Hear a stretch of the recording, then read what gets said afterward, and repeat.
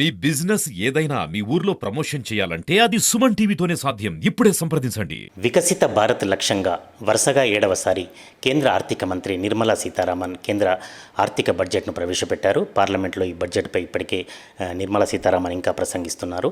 అయితే వికసిత భారత్ లక్ష్యంగా ఏర్పడ్డ ఈ బడ్జెట్లో ఎలాంటి రాయితీలు ఇచ్చారు? సీతారామన్ గారు చెప్పినట్టు ఇది పూర్తిగా అన్ని వర్గాల సంబంధించిన బడ్జెట్ ఇది. దీనికి సంబంధించి ముఖ్యంగా జీఎస్టీకి సంబంధించి ఇప్పటికే కూడా జీఎస్టీ వల్ల చాలా రకాల పన్నులు కూడా తగ్గాయని ఆమె చెప్పుకున్నారు. మరి దీనిలో వాస్తవం ఎంత? నిజానికి అన్ని వర్గాల ప్రజలను ఇది మన్నన పొందగలుగుతుందని ఆర్థిక రంగ విశ్లేషకులు, వరంగల్కు చెందిన ప్రముఖ senior charter accountant Tripuraneni Gopichand గారు మనతో ఉన్నారు. వారితో వివరంగా చర్చించే ప్రయత్నం చేద్దాం. గోపిచంద్ గారు చెప్పండి, నేను ఇప్పుడు చెప్పినట్టుగా ఇది పూర్తిగా అన్ని వర్గాలకు ప్రయోజనకరంగా ఉంటుందా? ఏమైనా ప్రత్యేకంగా ఎన్నికలు అయిపోయాయి కాబట్టి మరి తాయిలాలు అవసరం లేదు, అట్లా తాయిలాలు లేకుండా ఉందా? ప్రధానంగా మీరు చెప్పాల్సింది వారు చెప్పినట్లుగా జీఎస్టీ వల్ల ఎంత మేరకు పన్నులు తగ్గాయి? ముఖ్యంగా జిఎస్టీ విధింపు వల్ల సామాన్యుడికి ఇతరులకి ఏ రకమైన భేదం లేకపోయినప్పటికీ కూడా గ్రామీణ అభివృద్ధి, గ్రామీణ ప్రాంతాలలో వ్యవసాయ రంగానికి కానీ, రోడ్లకు కానీ, ఎడ్యుకేషన్కి కానీ, టెక్నాలజీ డెవలప్మెంట్కి కానీ అన్ని రంగాల కోసం 2,62,వేల కోట్ల రూపాయలని గ్రామీణ అభివృద్ధికి కేటాయించడం అని అంటే రాజకీయ సమీకరణాల దృష్ట్యా ఎన్డీఏ 3.0 దాంట్లో గతంలో ఉన్న ఎన్డీఏ 2లో ఉన్న పరిస్థితి ఇప్పుడు లేకపోయినప్పటికీ కూడా వికసిత్ భారత్ 2047ని దృష్టిలో పెట్టుకుని దానికి ముందడుగు వేయడానికి, తర్వాత రాజకీయ సమీకరణాలు ఎలా ఉన్నా, ప్రభుత్వాలు ఎలా మారినా మారకపోయినా సరైన ఫౌండేషన్ పడ్డదాన్ని ముందుకు తీసుకెళ్లాలనే లక్ష్యంతో పేద ప్రజల ప్రయోజనాలను తాకట్టు పెట్టకుండా వాటిని అన్నిటినీ కాపాడుతూ ఈ 2,62,00,000 కోట్ల రూపాయలని గ్రామీణ ప్రాంతాల అభివృద్ధి కోసం కేటాయించడం, వ్యవసాయ రంగానికి, ఇరిగేషన్కి కేటాయించడం ఒక గొప్ప మార్పు అని, అదొక పెద్ద పరిణామం అని చెప్పుకోవచ్చు. అదేవిధంగా women empowerment, women safety, women security, women employment అంటే మహిళలని వాళ్ళని ఆదుకోవడం కోసం దేశవ్యాప్తంగా ఉన్న మొత్తం మహిళల్ని ఆదుకోవడం కొరకు 3,00,000 కోట్ల రూపాయలు ఖర్చు పెడతానని అనడం ఇదొక చాలా గొప్ప శుభ పరిణామం. అలాగే ఎస్టీ వర్గాలకి, ట్రైబల్స్లో ఉన్న వాళ్ళందరికీ సపోర్ట్ సిస్టమ్ కోసం దాదాపు 26,000 కోట్ల రూపాయలని వారి కోసం ఖర్చు పెట్టడానికి, అదేవిధంగా గ్రామీణ మరియు పట్టణ అభివృద్ధిలో హౌసెస్ అంటే గృహాలను కల్పించడం కొరకు ఈసారి కూడా 2,00,000 కోట్ల ఇండ్ల నిర్మాణానికి తక్కువ వడ్డీ రేటుతో అప్పులను ఇప్పిస్తూ ఆ ఇళ్ళు నిర్మించుకోవడానికి వడ్డీ లేకుండా ఇప్పించడానికి ప్రభుత్వం కట్టుబడి ఉండడం చాలా ఆశించదగ్గ పరిణామం, శుభ పరిణామం కిందే లెక్క.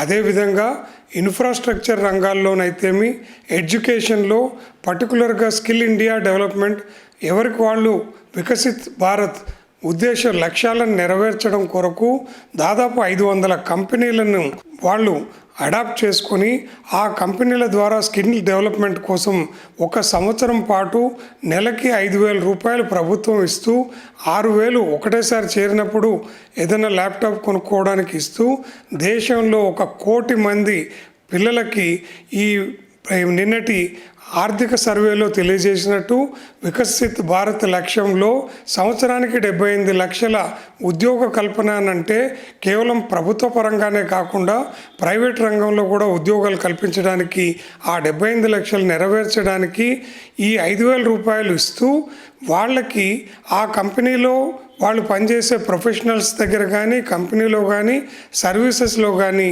వాళ్ళకి ప్రాక్టికల్గా అంటే ప్రాక్టికల్ ఆధారంగా అక్కడ జరిగే పరిణామాలను తెలుసుకొని వాళ్ళు మళ్ళీ స్టార్టప్ ఇండియా లాగా మేక్ ఇన్ ఇండియా యూనిట్స్ని మళ్ళీ మొదలు పెట్టుకోవడానికి వీలుగా వాళ్ళకి ఒక నైపుణ్యాభివృద్ధి చేయడానికి ప్రభుత్వం సంకల్పించి దానికి కావలసిన నిధులు కేటాయించడం, ఇది మనం వికసిత భారత్ లక్ష్యంలో ఒక భాగమని మనం అనుకోవచ్చు.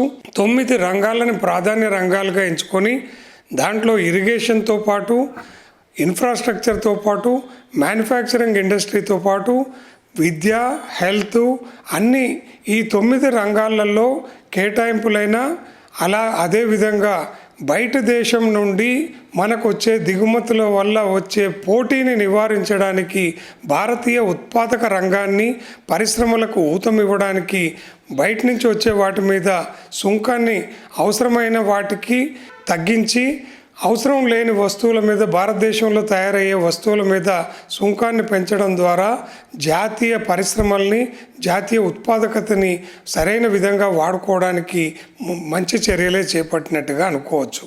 అదేవిధంగా ఇక్కడి నుంచి ఎక్స్పోర్ట్స్ వెళ్ళడానికైనా రోడ్డు రవాణా, ఎయిర్పోర్ట్సు, మామూలు పోర్ట్సు, వీటన్నిటి డెవలప్మెంట్స్లో భాగంగా రైల్వేస్లో, టెలికమ్యూనికేషన్స్లో, ఇంటర్నెట్లో, అలాగే విద్య, ఆహార రంగాలలో, ఆరోగ్యంలో ప్రభుత్వం సెక్యూరిటీ రంగంలో కూడా తగు చర్యలు తీసుకొని మొత్తం డిజిటలైజేషన్ చేసే విధంగా రాష్ట్ర ప్రభుత్వాల చేయూతతో వాళ్ళందరికీ కూడా దానికి కావలసిన డబ్బు మొత్తాన్ని కేటాయించడానికి, అన్ని పేమెంట్స్ని ఇప్పుడున్న పద్ధతి ప్రకారం గ్రామీణ ప్రాంతాల్లో ఉన్న ల్యాండ్లను తిరిగి సర్వే చేసి వాటిని అన్నిటినీ రికార్డ్స్ని అప్డేట్ చేయడమే కాకుండా అర్బన్ ల్యాండ్స్ విషయంలో కూడా పూర్తి సమాచారాన్ని డిజిటలైజేషన్ తీసుకోవడంతో వాటిల్లో ఖాళీగా ఉన్న స్థలాలకి పన్ను విధించడం ద్వారా పురపాలక సంఘాలకి పన్నులు వస్తే ఆ పన్నుల వల్ల వరద ముంపు ప్రాంతాలలో ఉన్నప్పుడు చర్యలు చేపట్టడానికి, పేదవాడలలో, పేదలు నివసించే ప్రాంతాల్లో మరిన్ని వసతులు కల్పించడానికి, ఉన్నవాళ్ళ దగ్గర నుంచి వసూలు చేయడానికి అది మంచి చర్యగానే చేపట్టడం జరిగింది. అలాగే విద్యారంగానికి కేటాయింపులు కానీ, ఇండస్ట్రీకి కేటాయింపులు కానీ, దిగుమతులను తగ్గించి ఎగుమతులను ప్రోత్సహించడానికి కూడా చాలా మంచి పరిణామమే తీసుకున్నారు. ఇక ముఖ్యమైన విషయం, ప్రతి ఒక్కళ్ళు ఆలోచించేది ట్యాక్సేషన్ రంగం గురించి, అంటే పన్నులు విధించే పద్ధతి గురించి. అది పార్ట్ బిలో ఆర్థిక మంత్రి శ్రీమతి నిర్మలా సీతారామన్ గారు ప్రస్తావించారు.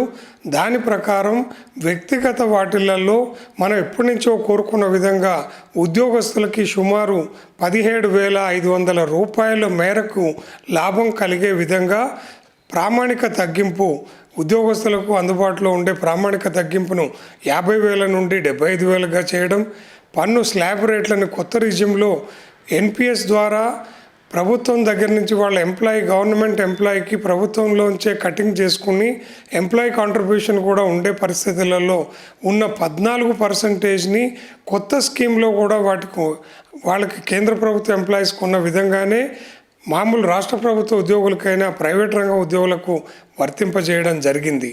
అదేవిధంగా ఒకటి, క్యాపిటల్ గెయిన్ విషయంలో కొన్ని మార్పులు ఇప్పుడు ప్రస్తుతం ఉన్న లాంగ్ టర్మ్ ఫైనాన్షియల్ అసెట్స్లలో మ్యూచువల్ ఫండ్స్ కానీ, షేర్స్ కానీ అమ్మితే ఇప్పుడున్న 10%ని 12.5%గా, షార్ట్ టర్మ్లో అయితే దాన్ని 15% నుంచి 20%కి పెంచడం జరిగింది.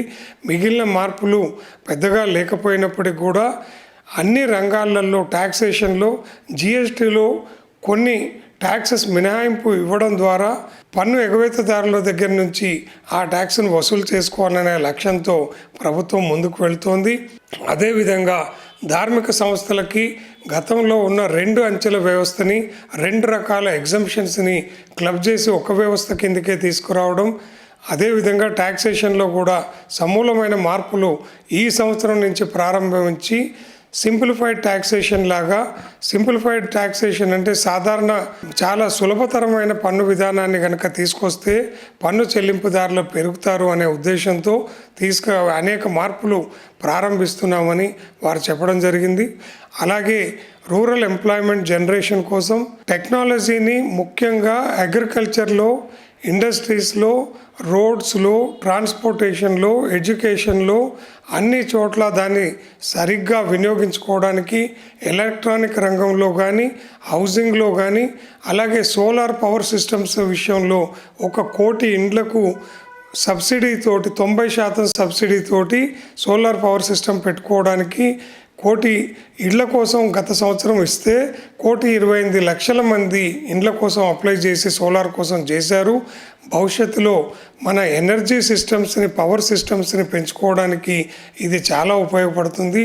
అలాగే లిథినియం లాంటి మన దగ్గర ఉన్న విశేష ఖనిజాలని సరైన విధంగా వాడుకోవడానికి ప్రైవేట్ పబ్లిక్ పార్టిసిపేషన్లో బయట దేశాల నుంచి ముఖ్యంగా చైనా నుండి ఇతర దేశాల నుండి మనకు పెట్టుబడుల ప్రవాహం రావడం కొరకు మన ఖనిజ సంపదని వెలికి తీసుకోవడం కొరకు అనేక చర్యల్ని పన్ను మినహాయింపుల్ని ఇవ్వడం జరగడం ద్వారా వారు అనుకున్నట్టుగా డెఫినెట్గా వికసిత్ భారత్ 2047 సాధించే అవకాశం ఉంది.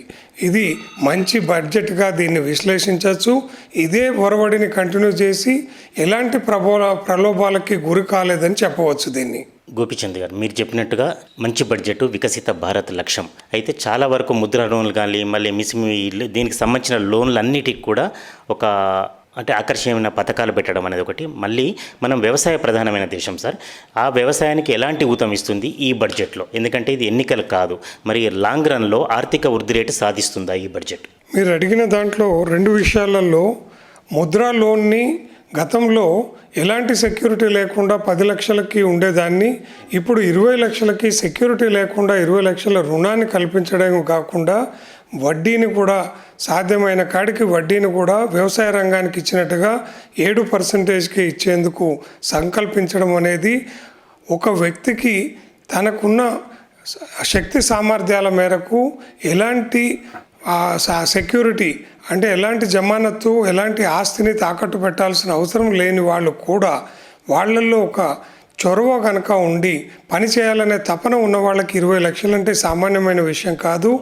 అదేవిధంగా దాదాపు ఎంఎస్ఎంఈలకి ఎంత లోన్ వరకైనా కానీ 70 లక్షల వరకు కూడా లోన్కి కొలాటరల్ సెక్యూరిటీ లేకుండా అదనపు సెక్యూరిటీ లేకుండా వడ్డీ తగ్గించుకుంటూ ఒకవేళ ఆ 70 లక్షలతోటి వాళ్ళు చేసిన సంస్థ కనుక లాభాలలోకి రాకుండా నష్టాల బాట పట్టి కోలుకోలేని దెబ్బ తగిలే పరిస్థితులలో మరింత రుణ సదుపాయం ఎలాంటి మళ్ళీ ప్రభుత్వమే దానికి గ్యారంటీ ఇచ్చి హామీ ఇచ్చి బ్యాంకులకి ప్రభుత్వం గ్యారంటీ ఇచ్చి మరింత లోన్ని సమకూర్చి ఆ సంస్థను ముందుకు తీసుకురావాలనే సంకల్పం వల్ల ప్రతి వాళ్ళల్లో దేశభక్తి పెరగడమే కాకుండా పని చేయాలనే తపన పెరగడం ద్వారా ఉత్పాదకత రంగాలకి అలాగే సేవా రంగాలకి మ్యానుఫ్యాక్చరింగ్ రంగాలకి ఇది తప్పక గొప్ప ఊతమిస్తుంది అనడంలో సందేహం లేదు.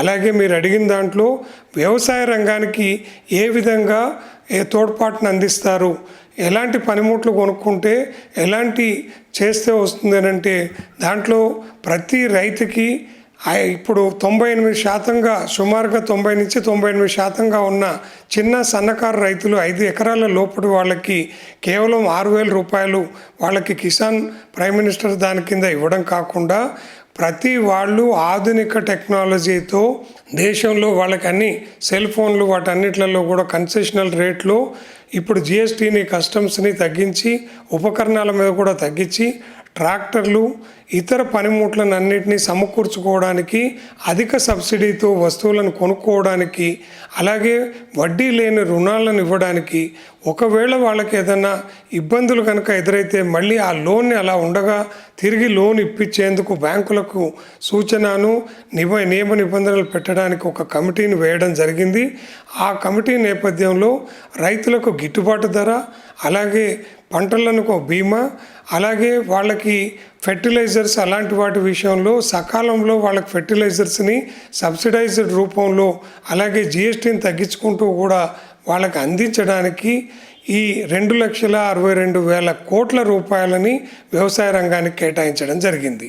దానివల్ల వ్యవసాయ రంగ ఉత్పత్తులు వ్యవసాయంలో గ్రామీణ ప్రాంతాలే కాకుండా వ్యవసాయంలో ఉన్న వాళ్ళందరూ నిబ్బరంగా మనోధైర్యంతో అదే పనిని చేయడం ద్వారా వాళ్ళు పండించే పంటని బయటి దేశాల వాళ్ళకు కూడా అవసరమైన మేరకు వ్యవసాయ ఉత్పత్తులను పెంచాలనే లక్ష్యంతో అక్వా రంగంలో కూడా ఫిషరీసు లేదా రొయ్యలు ఇలాంటి వాటి గత సంవత్సరంలో 60,000 కోట్ల ఎగుమతులు జరిగితే మామూలు సాఫ్ట్వేర్తో సమానంగా అవి వెళుతూ ఉంటే ఈసారి 1,00,000 కోట్ల ఎగుమతులను తీసుకెళ్లాలనే ఉద్దేశంతో వాళ్ళకిచ్చే అన్ని పరికరాలు ఉపయుక్తమయ్యే అన్ని విషయాలలో కస్టమ్స్ డ్యూటీ తగ్గించడమే కాకుండా సబ్సిడీలు కూడా ఇచ్చి ప్రోత్సహించాలని ప్రభుత్వం సంకల్పించింది. సార్ బడ్జెట్ ఎట్లా ఉన్నా రెండు తెలుగు రాష్ట్రాలు చూసేది మా రాష్ట్రాలకు అంటే అమరావతి ఆర్థిక సాయం దగ్గర నుంచి మొదలు పెడితే తెలంగాణ వరకు ఎలాంటి తాయిరాలు ఇచ్చారు, ఎలాంటి వరాలు ఇచ్చారు, ఏం ప్రవేశపెట్టారని చూస్తారు. రెండు తెలుగు రాష్ట్రాల పరిస్థితి ఏమిటి? ఇక్కడికి వస్తే రెండు తెలుగు రాష్ట్రాల విషయంలో కొంత అన్యాయం జరిగిందనేది భావించక తప్పదు. అడిగిన వాళ్ళకి అమ్మ అన్నం పెట్టినట్టుగా, జ్వరం వచ్చిన వాడిని పట్టించుకోలేదు అని అన్నట్టుగా మనకి తెలంగాణలో ఎలాంటి అదనపు కేటాయింపులు ఇవ్వకుండా నార్త్ ఇండియాలో బీహార్కి కానీ వెస్ట్ బెంగాల్కి కానీ ఈస్టర్న్ ఈశాన్య ప్రాంత రాష్ట్రాలకు కానీ ఇతర రాష్ట్రాలకి రోడ్డు రవాణా సౌకర్యాల విషయంలో కానీ ఒక్క బీహార్కే 26,000 కోట్ల రూపాయలు, అలాగే ఆంధ్రప్రదేశ్కి దాని విషయంలో నాకేం బాధ లేదు. 15,000 కోట్లు ఇచ్చారని నాకేమీ బాధ లేదు. వాళ్ళకి 50,000 కోట్లు ఇచ్చినా నేను కాదనను. కానీ ఇప్పటికే నష్టపోయిన తెలంగాణ, ఒక 30 సంవత్సరాలు వెనకబడిన తెలంగాణకి అన్న ప్రకారంగా ప్యాకేజీలు రీఆర్గనైజేషన్ యాక్ట్ గురించి మాట్లాడిన నేపథ్యంలో పెట్టుబడుల పునరుద్ధరణ జరిగిన నష్టాన్ని ప్రధానమంత్రితో సహా ప్రతి వాళ్ళు వారి ఎన్నికల ప్రసంగాలలో మాట్లాడినప్పటికీ వరంగల్ లాంటి చారిత్రాత్మక నగరానికి సంబంధించిన ఎయిర్పోర్ట్ పునరుద్ధరణ కానీ, అలాగే ట్రాన్స్పోర్టేషన్ విషయంలో కానీ, అలాగే టూరిజంకి పేరుపడ్డ వరంగల్ ఇతర ప్రాంతాలన్నిటికీ కూడా ఎన్నో పర్యాటక ప్రాంతాలు తెలంగాణలో ఉన్నాయి.